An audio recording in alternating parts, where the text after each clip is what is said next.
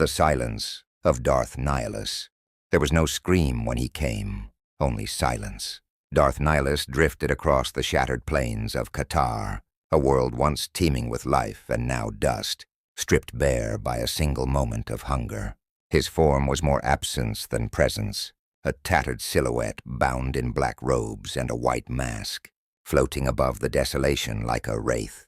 Where others saw destruction, he felt satiation. He had not spoken a word since the ritual.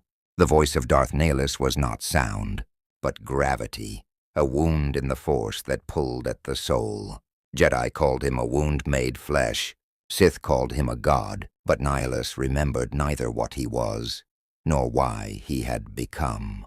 All he knew was the hunger. It had started as pain, a wound in the aftermath of the Mandalorian Wars, when the galaxy screamed and he listened too closely. The Force poured into him like a flood into a broken vessel. At first he clung to life. Then he fed on it. Now he consumed it. In orbit above the corpse of Qatar, the Ravager, a hollow ship bound together by dark will, hung like a spider in a web of death. Nihilus stood on its bridge, surrounded by mute Sith, loyal through fear, not devotion. He reached out with the Force. There was a planet nearby, small, unremarkable, but it breathed. His mask turned slightly, as if scenting it.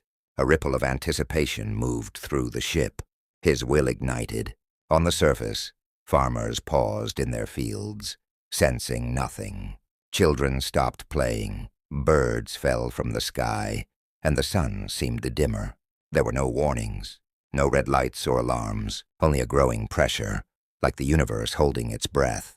Then everything stopped. The planet dimmed, hushed, and fell into the same emptiness that claimed Qatar. Life vanished, not burned, not slain, devoured. Back aboard the Ravager, Nihilus stood motionless, the hunger stilled. For now, but it would return, always return. He could never eat enough, never fill the void inside him. The more he consumed, the less human he became. And though he no longer remembered his name or face, sometimes, only sometimes, he wondered if the silence he carried was not power, but punishment.